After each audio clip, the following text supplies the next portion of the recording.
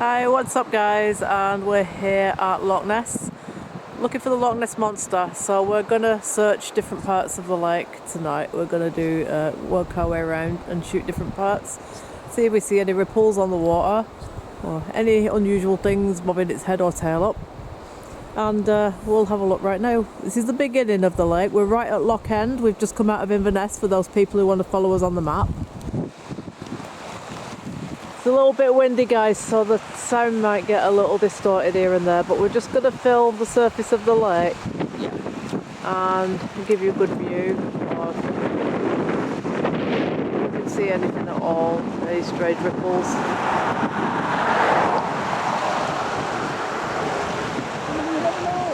Well, you never know, this is the thing.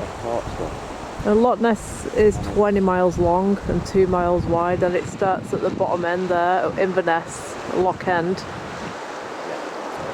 and it goes along for 20 miles.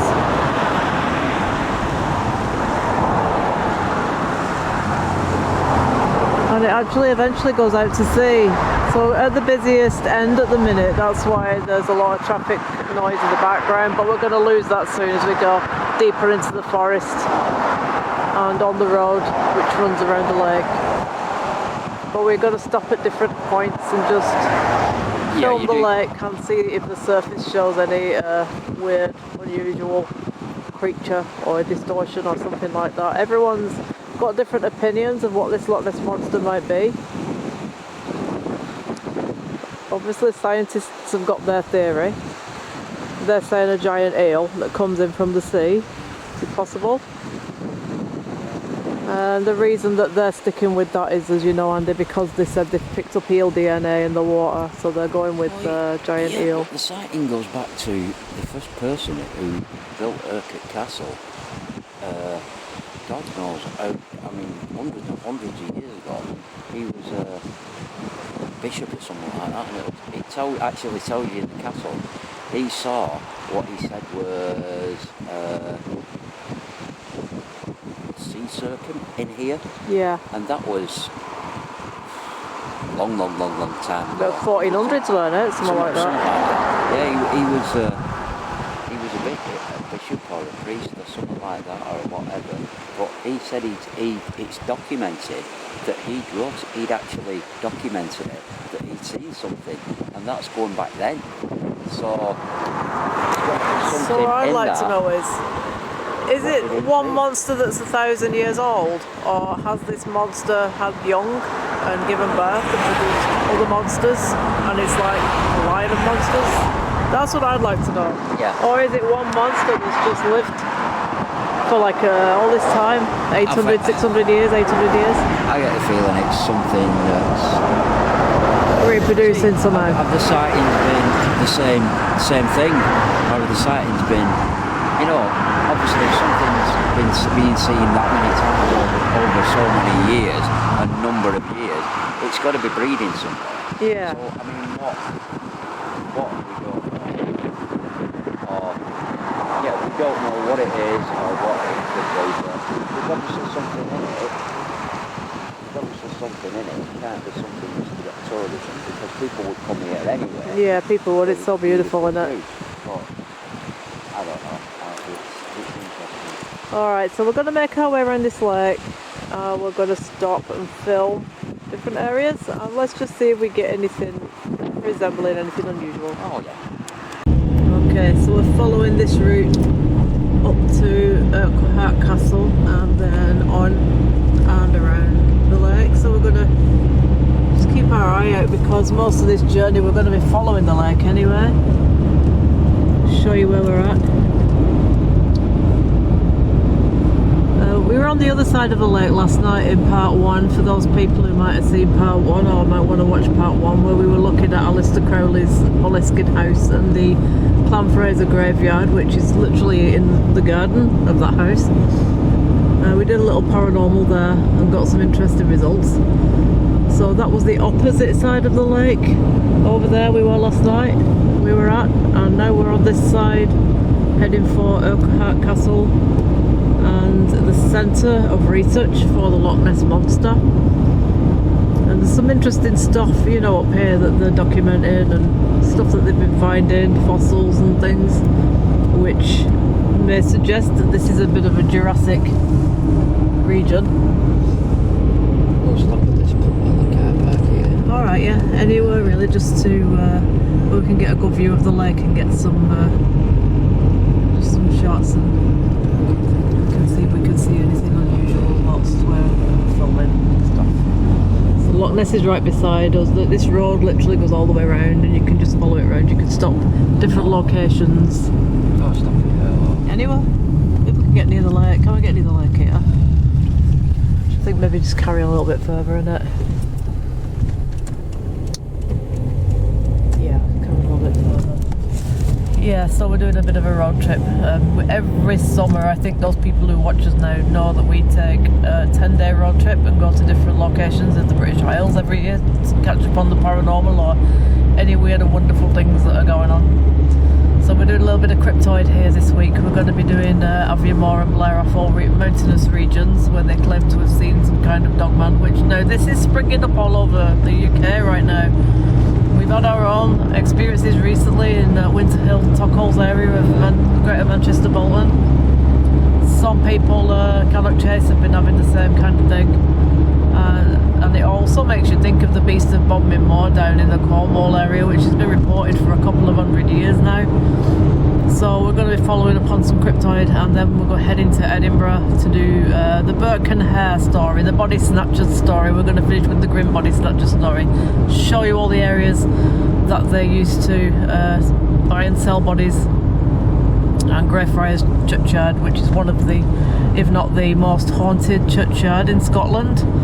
We'll be going in there too. So for now, stay with us on the banks of Loch Ness. Alright, so we're down on the shores of Loch Ness.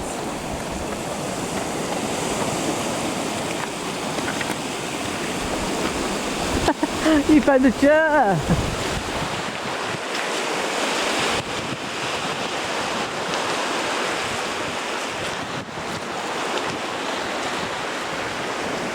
Alright, Andy, tell us your theory on that. What do you think's going on here with the Loch Ness Monster? Do you think he's chewed up that chair and spat out the seat?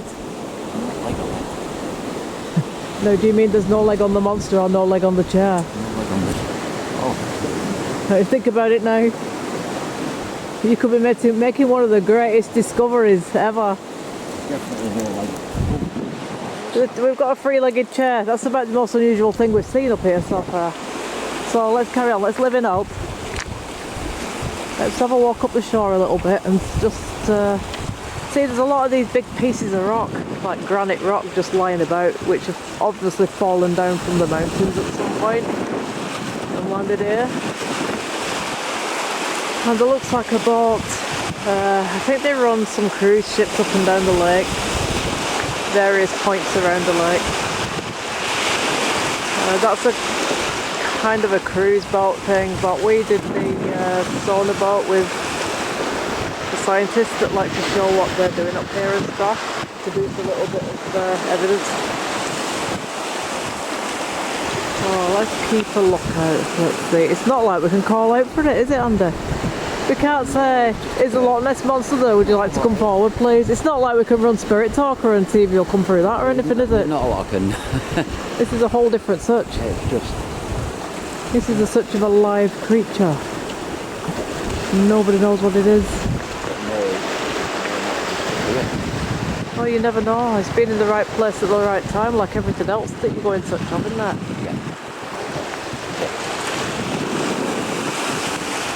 And you know, this thing's been mythical now for about 600 years.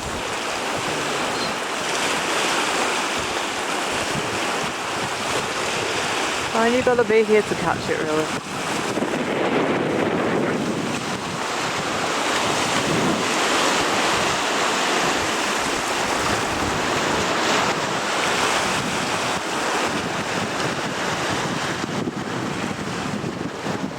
So apart from the abandoned three-legged chair. Found an abandoned chair. What do the people want?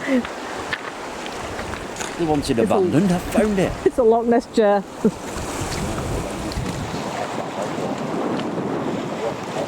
Well, that's the point, isn't it? What ate the leg? It sounds like a Jaws movie now, doesn't it? Did something come out of the water and chew that leg up? Who knows? It's a metal shell. Well, that won't make any difference if you're a big dinosaur with big teeth. But you know what, whether you see the monster or you don't, it's just nice just being here. It's so wild and so natural and so beautiful, and it's like, you can literally camp anywhere around here. They're not bothered, they don't have them laws like we have back in England.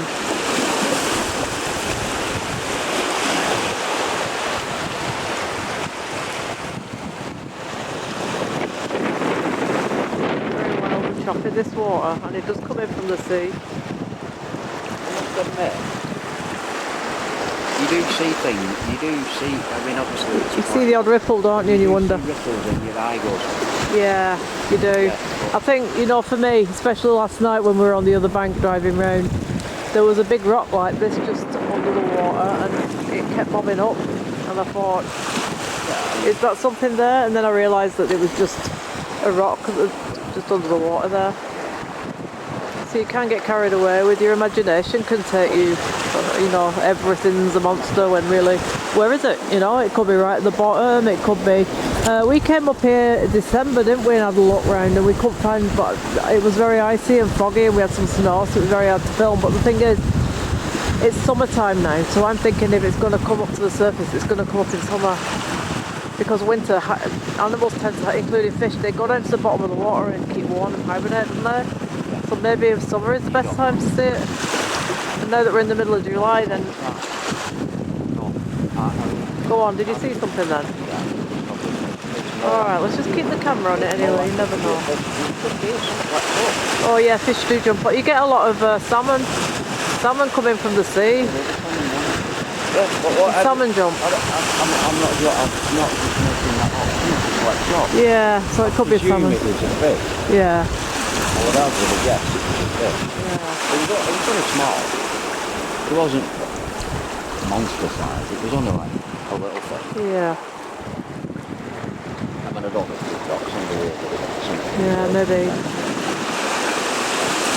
But still, it's cryptoid region, isn't it? And we had some interesting stuff on the last night. The Spirit Talker, when we were at the Alistair Crowley house and the graveyard, which is at the foot of the garden, really. Something came through and said skinwalker. So, alright, you associate that with like Arizona and the American desert. But then you think, what if it means like a shapeshifter, you know, like a mythological creature? Which is sort of what a skinwalker is, kind of. I know Native American Indians believe in it, but is it a natural creature that we don't know about, or is it, and does Loch Ness relate to that in some way, that this is a mythical creature, or is it a real one? And then we got the message through that said hydromancy, which basically means water magic. And when you know what Alistair Crowley was doing up here, you know, and you think, is he doing some kind of like water rituals? Maybe did this thing get... I mean, okay, there's evidence of it from the 1400s, but we don't know if this is like something that's been conjured, or if it's a real animal that hasn't just been documented yet, like Bigfoot, like so many other creatures around the earth, you know, that's still being documented. And there's dozens and dozens and dozens of people up here, like at different times of the year, looking at this monster. So we're just going to join the search to see what we can find, isn't it? That's all you can do.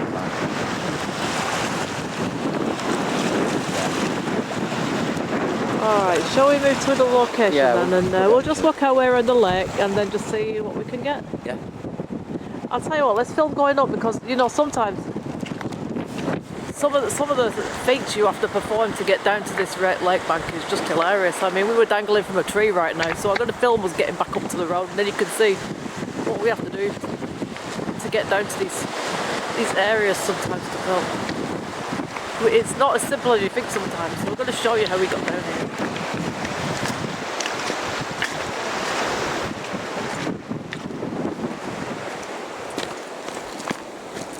I'll let Andy lead the way.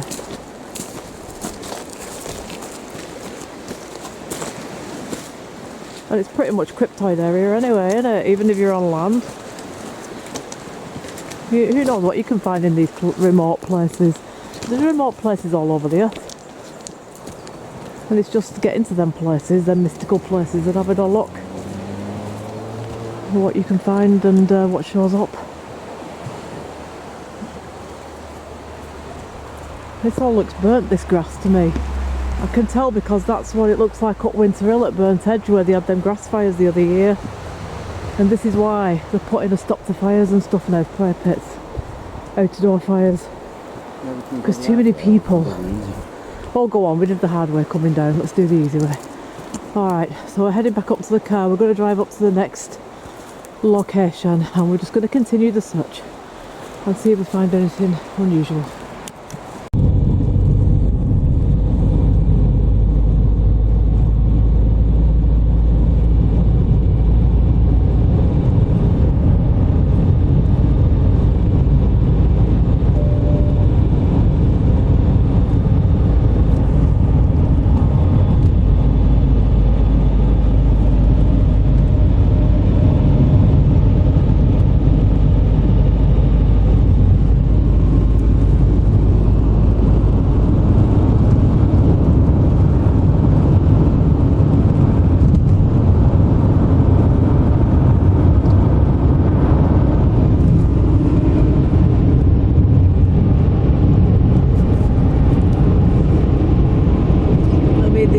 Drivers are up and down here all the time. You wonder if they have seen things in the past. Because some people, these lorry drivers who do logging and all that, they come up and collect logs. They will like pass this lake almost every day. So it makes you wonder now if they've had any experiences up here. Oh yeah. And we'll keep a focus on the lake as we go by as well. Very dense up here because it's summer. All the trees are like thick with leaf right now. I'm just trying to give you guys a view of where we are as well, besides just filming the lake itself. We're coming up to Urquhart Castle now and we're going to make a stop there and see how close we can get to the lake, see what we can see.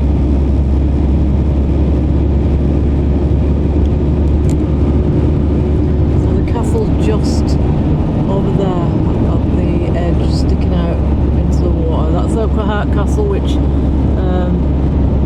the first priest to land there had seen this monster already. And we did a shoot there about 18 months ago in December, Christmas time. If anybody wants to see that, the tour of the castle, we did that on a separate shoot, which was one of our earlier pieces, Urquhart Castle, Loch Ness. We're going to pull over up here and we're going to try and get rained off a little bit, but we'll do what we can. Cryptid country. These mountains. Oh yeah. So even if you don't see the Loch Ness monster, I'm pretty sure you can go to get some cryptid stuff around here.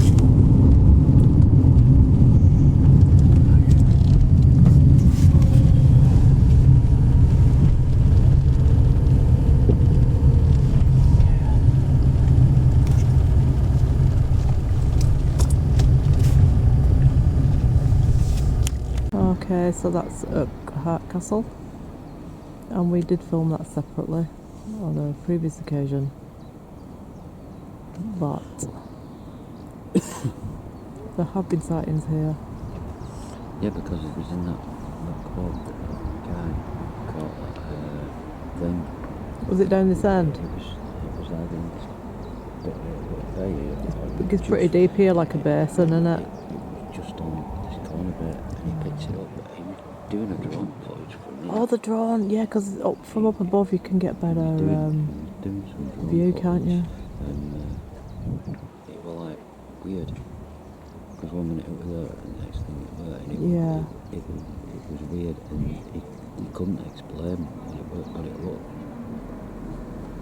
A long thing. Yeah, I remember seeing that now. He did. So we just got to keep an eye. Yeah. But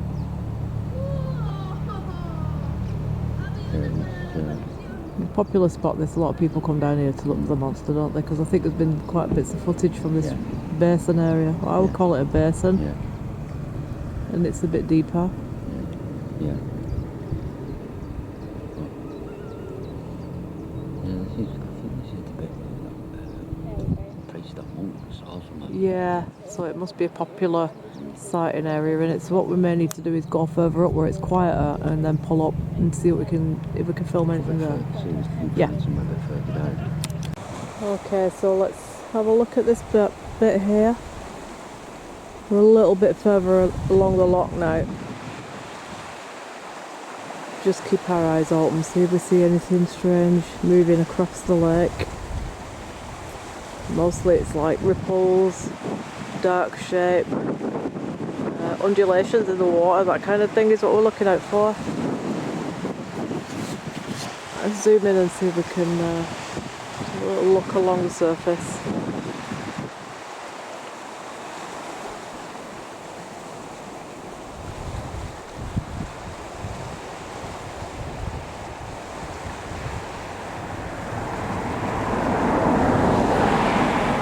All we can do in it is just try different areas and just see Oh yeah. what we get. Yeah, I mean, We'll zoom in here and there and see if we can see anything anywhere at all on the surface.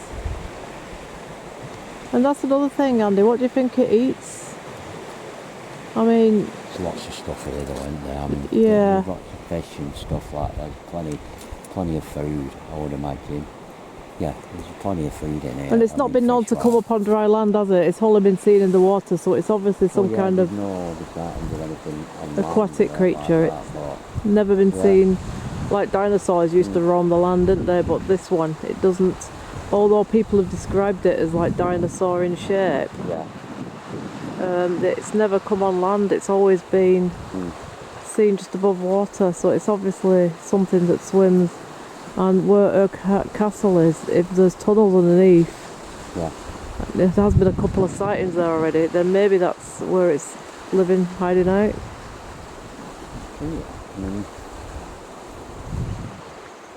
But it's like looking for UFOs and everything else, isn't it? You've got, if you get it, you're lucky, you know you've got it, and if you're meant to get it, you're going to get it, aren't you? Right place at that time. Yeah, I mean, people have been doing it for years and not got anything, People like camp out and leave trail cams on and stuff like that, you know, and they can be here for weeks on end and still haven't got anything. So I think it's just a case of right place, right time. You know, if you're there and you get it, you get it. You just got to keep looking anyway, because you never know. I think if you're meant to see it, you'll see it. It's like Bigfoot, isn't it? I think if you're meant to see it. I know a lot of people that do logging in America have had the Bigfoot sightings. And a lot of people do logging here, you know, the whole place is just for loggers, you know. And I'm sure these guys and women must have seen some unusual things up here. I mean, has anybody ever recorded any sounds? Or reported any sounds? I don't think people have. I don't think anybody's ever recorded. It's just been a visual thing, and that's another thing. Yeah. If it was some kind of dinosaur, you'd think it would make sounds. Well, yeah. No, eels won't make sounds. But nobody's ever recorded anything, any noises like that, so I don't know. I think, really, if it was like from the dinosaur family, we're likely to get some kind of like sounds to go with it. I thought there'd have been more than one, wouldn't you? Well, this is it, and this is where I think I'm going to go more with the theory of giant eels coming in from the sea. Because the footage that people have found, it's been like several bumps going along the water, you know, like kind of what a giant eel would do, really. Yeah. Either way, it's a very mysterious place, this. Steeped in history, mythology. And it's just so worth a drive round, isn't it? A visit. Oh yeah, definitely. I definitely recommend it to anyone who's thinking of coming up here. Yeah. Just get up here and have a look. Yeah. You never know what you might see. You might be here to see something, and it's just looking at. Yeah. It's just one of them things.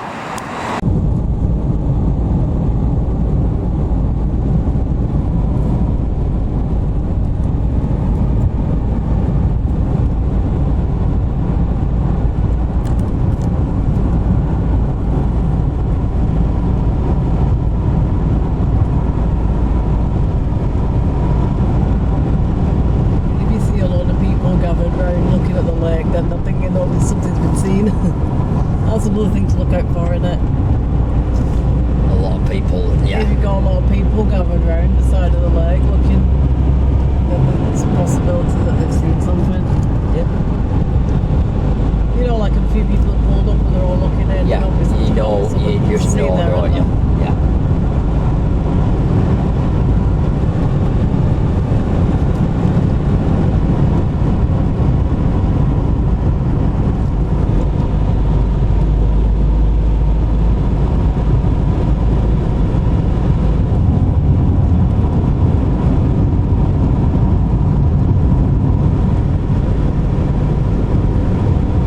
Look at the temporary lights, Andy. Your thoughts on so far Loch Ness? Yeah, it's there's something about the place, and obviously there's something there because so many people have seen it. Yeah. So many people. There's been so many different sightings from different people, you know, credible people, and people are spending some people are spending just the whole life here, and you're like,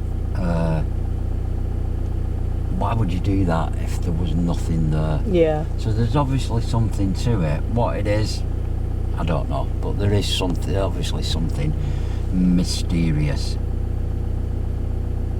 here. There must be. Yeah. There must be. There we have him. Nessie. Nessie. He's come up. He's staying there. Alright, so he's there, he's flying the Scottish flags Yeah. at full mast. Oh, yeah. And he has another partner there, Nessie number 2. Well, I would have thought there would have been. 2 Nessies? There's got to be 2 Nessies if they're producing Nessies. There must be. So that little stream down there at Nessie Land And that'll run is into- running into Loch Ness also. Yeah, because there's a lot of it. Yeah, will do. Yeah. So just to give you an idea of the whole area where we're at right now. So it's not just Nessie, it's like potential area for cryptide too. Mountains, fir trees, streams, riverbeds. You know, Loch Ness itself. And there's no end to the stuff we can find here, really, is there? No, there isn't. No, it's vast. It is vast. Okay, so we'll carry on down, and then we'll probably make one final Nessie stop, Yeah. and then wrap it up there then. Oh yeah. Well, somewhere further down. We'll stop. Alright. All right.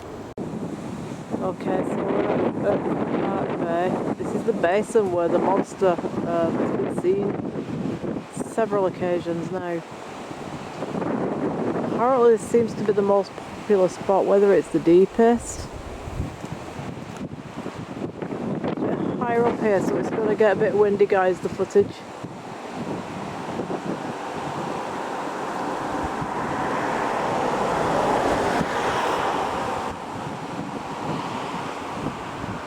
So yeah, one guy has spent his entire life up here just living and searching, and he's built the Loch Ness Exhibition Centre now with his findings, his photographs.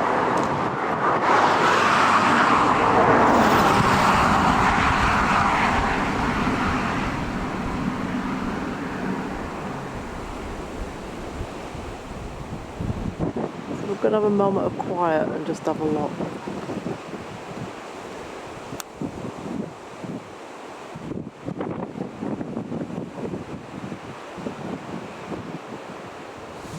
A little zoom in. If you guys see something that we don't, please, you know, comment.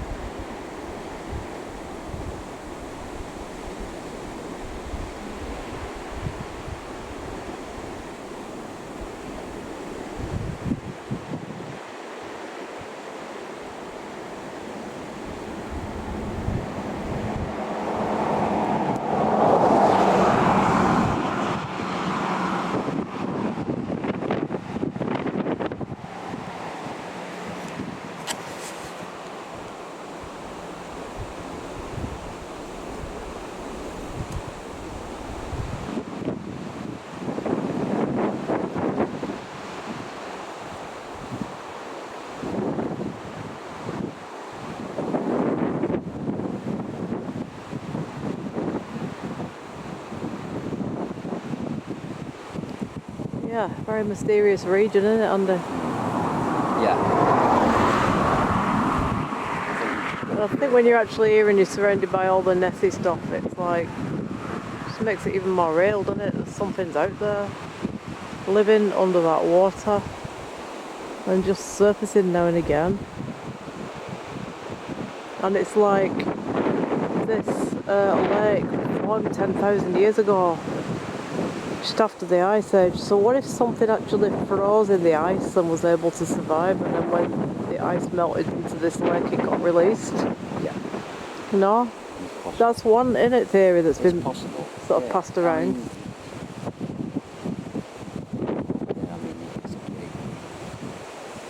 It's possible. It's possible. Well, you know what we always say when we're doing this weird and wonderful channel? Anything is possible until it's proved impossible. Anything is possible until it's proved otherwise, isn't it? Yeah. There's got to be something. You've got to keep an open mind to it. There's got to be something in it. And is this area renowned for UFOs? I've never heard people saying anything about UFOs in this particular area, but you know, is it? No, it's more prehistoric thing, isn't it? Really? Maybe it's a prehistoric monster we're looking for then. Yeah. Maybe it has just somehow managed to survive, like the lake in Sweden and also a lake in North America that claims to have similar monsters to this one. Beasts, animals, whatever you want to call it. I don't really like to call it monster because it's not actually attacked anyone. It's not been like... Nobody's had any... it's not a predator or anything, is it? It's just a creature. Yeah. So I think the Loch Ness Monster, it's a bit of an unfair title, really. I think just the Loch Ness mythical creature, maybe. Or, you know, giant eels that are getting in from the ocean. But to be fair, I wouldn't have thought these seas were warm enough for giant eels. That tends to be more tropical places, doesn't it? Yeah, So it always remains a mystery. I think the first photograph got took in the 1930s, and that was just a hoax that someone had put a log into the lake and made it look like the monster. And then obviously people trooped up here to follow that through. But since, I think the drone really is probably the best way to catch it, because yeah, you're getting an aerial view of the whole lake. Yeah. But we've got to keep looking, we've got to keep getting out here, and we've got to keep searching for this stuff.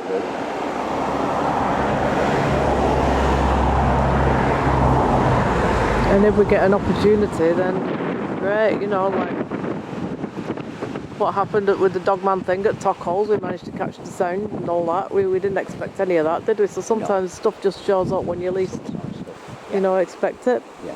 So I think from me and Andy, we're going to leave you on the shores of Loch Ness. So we have done this programme in two parts. So we got the Alistair Crowley Paranormal Investigation part 1, and then we got the Loch Ness looking around the lake and showing you the sights and scenes part 2. And we're going to move on to Aviemore at Blair Atholl, to Edinburgh. So stay with us on this Scottish journey. And thank you for subscribing. Thank you for liking. Thank you to all our supporters. Take care, and we'll see you all very soon.